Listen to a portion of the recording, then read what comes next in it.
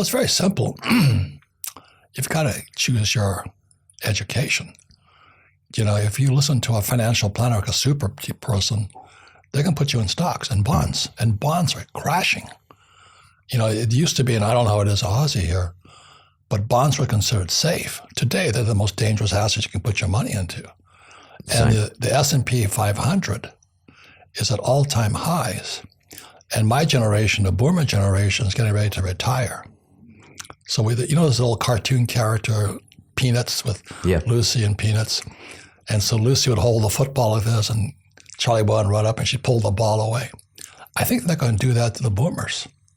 I wrote a book called Who Stole My Pension?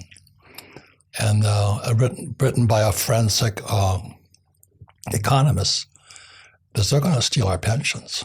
They're already stealing it. So the American baby boom generation is a 50-50 chance won't retire. Their houses, all they got is their house now, most of them. But homelessness is on the increase. It's not bad here yet. But look at San Francisco, the most beautiful cities on earth, very, very much like Sydney. People are homeless all over the place. They can't afford a house. Is it as bad as we see it on TV, but is it that bad? I went to see it myself. Yeah, it's terrible. It's spreading all across America. Except Texas. Texas. Everyone's moving to Texas. Yeah.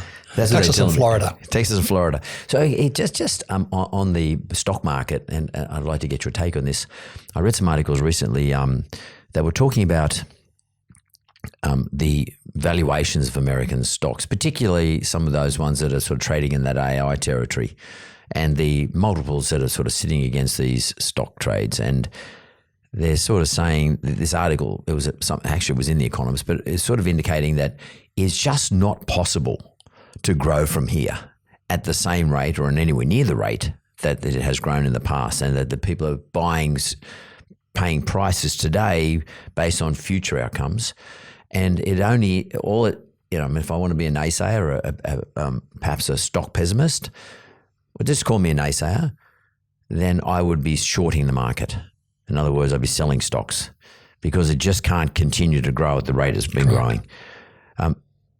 But on the flip side of it, it just keeps growing. I don't understand it. I don't play in the American market in particular. Why? What's going on? Is it people just got this fever, I better buy, and they have no idea what they're buying, and they're just getting convinced? Well, there's no financial education in America. You look at our leaders, most of the people who run our Federal Reserve Bank and our government, they're PhDs, like my poor dad. PhD stands for poor, helpless, and desperate. Look at this guy Bernanke, he was the Fed chairman. When it crashed, he dropped interest rates to zero and printed trillions. So today, America's in this huge bubble, this cash sitting everywhere. And the stock market's in a bubble, real estate's in a bubble, and all this. How much longer can it go? Today, America's the number one debtor nation in the world. Every 90 days, they're printing another $1 trillion to cover the shortfall. And they're issuing it as debt. Yeah, they're printing more money because our taxes don't cover our expenses. They're printing $1 trillion every 90 days. Wow. And there's still no financial education. And then you look at China, Evergrande went down and Market Garden went down. China's going bankrupt, and so is Germany. So, as I say, when America sneezes, Aussie gets pneumonia. And so we're the lucky country, but the world is caving in around you guys. So that's the spooky part. So that's why I say to everybody, buy some silver. Silver's about $20. It used to be 50 US. And then I like Bitcoin because Bitcoin gets stronger, dollar gets weaker. This is a correlation. Yeah. So I own I think 60 Bitcoin or something, not much, but I was buying it at 6,000. Wow. And you're sitting on a nice profit now. Yeah. Well, it's better that than losing it, No, but given that you're sitting on a profit, would you consider cashing it in and your profit, taking your profit off the table now? Well, you're a banker. I borrow against assets. Can you borrow against your Bitcoin? Of course I can. Yeah. That's not something that has taken on here in Australia at this stage, but it is to come. that you should be able to borrow against your Bitcoin because it is an asset. Yeah. I mean, there might be an issue around what the leverage is, but it doesn't matter because of the volatility of the pricing. But you should be able to borrow against your Bitcoin. Bitcoin here hasn't really taken off as a with merchants. How prevalent is merchants in making Bitcoin available or any of the cryptos available in terms of transactions? Well, Bitcoin is, people's money. I say gold and silver are God's money because God put it here. But Bitcoin is people's money. It's the blockchain technology. And blockchain technology is basically a ledger, a financial statement. And that's why I think Aussie will probably come up with its own central bank digital. Yeah. And I'm afraid I don't have any proof of this, but they'll use central bank money to surveil you. That's what China does. So they know what you're spending your money on. If you're buying too many drugs, they'll come after you. You're doing this. So they're going to use our money as a surveillance tool. I'm afraid of that. So that's why I own tons of silver coins. So if push comes to a shove, I'll come pay you in silver. But actual physical silver coins, yeah. Like the old days when people used to buy Krugerrands. Correct. The old gold Krugerrands. I'll tell you a story. I was a pilot in Vietnam, and it was in 1972, and Nixon took the dollar off the gold standard. So my rich dad said, watch out, the world's going to change. So I said, how's it going to change? So I flew behind enemy lines. Marines are not the brightest guys on earth. I flew behind enemy lines to a gold. I was reading the map of Vietnam. There's a pick and shovel AU gold, like Aussie gold. I said, well, let's go buy some gold. He said, yeah, but it's enemy lines. He says, we'll be in and out very quick. So my co-pilot and I, we're not smart guys. We walk up to the gold window. We're in a village. People are staring. What the hell are these guys doing here? Don't they know? We disarmed, no weapons.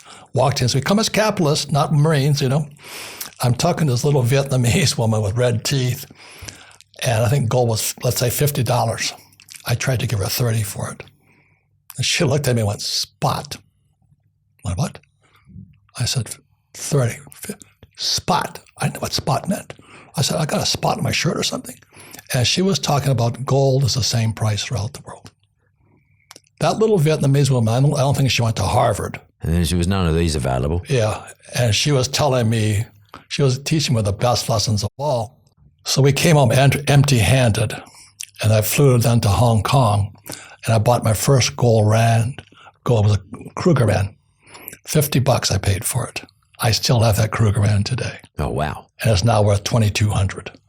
So the Krugerrand didn't change in size, but the dollar came down, It's funny. This is not an old discussion. This is not a new discussion, I should say. This is an old discussion because if we go back to the 1890s when the US suffered just prior to that and in early part of the 1890s, the world has suffered a depression, but the US suffered the biggest depression that they had. It was the biggest depression in the United States, greater than the 1930s. And a bloke called Frank Boehm wrote a book, and it was called The Wizard of Oz.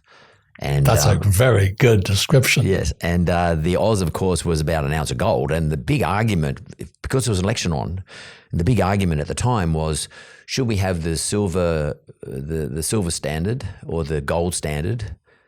And of course, Dorothy had silver shoes originally. They only got made out of Technicolor when they made the movie, but original shoes were silver, and it was her silver shoes bouncing on the gold road, the yellow brick road, the gold standard. And of course, the Emerald City was the paperback. And the big argument around then was, what should it be? And should we have this paper money? Is it useless? This is what government prints and makes, and as just promissory notes made by government, like we promise to pay you honour. And the big argument was, stuff all that, we should go back to silver coins and gold coins, because people who worked on the railways got paid silver dollars. And unfortunately, the silver price went down. That was a big issue. But that argument, this discussion that we're now having is not a new discussion. It's an old discussion. And everybody gets nervous today. Oh, this is a conspiracy theory. No, this is real. This has happened before. And it's not a new thing. And we're all been getting stitched up by governments and narratives coming from various media outlets, etc., about which way they want us to go. And as I said earlier, this is in the end, governments always win. unfortunately. They always win. So all we can do as individuals is set ourselves up so we don't get ripped off. And I think part of your thesis there, therefore, is educate yourself. Yes. And because school's not going to teach you this. Yeah, no one's going to tell you this. So as part of your visit to Australia, by the way, someone told me sadly this is your last visit to Australia. Well, I'm an old man, so this is a long trip. Robert. Nah. Yeah. I'm sure you'll come back. But in this visit, are you is your let's call it roadshow? Are you espousing this very thesis? Again, I created the cash flow board game because I learned everything playing Monopoly. Yep. And Maria Montessori, a great educational entrepreneur, says, what the hand does, the mind remembers. So by playing the cash flow board game, you actually fill out a financial statement. And your financial statement is what your banker wants to see. Your banker doesn't care what your report card says. So I can borrow a lot of money because I have strong financials, as you know. If I have bad financials, you give me a credit card. Yeah. And I'll charge more. Yeah. It's a person got to take care of their this is your greatest asset, your greatest liability. And so I'm out here to encourage, because Aussie has been I've been coming here since 72. Wow. I came out here to play rugby union, lost every game, but I loved it here. And it's a great country. It is a lucky country. And so today I was speaking at Randwick, and I was saying, get a board game, teach yourself, play it 10 times, and teach 10 people. Aussie can change the world. It's a small, powerful, lucky country. Or you can wait for school to teach you something.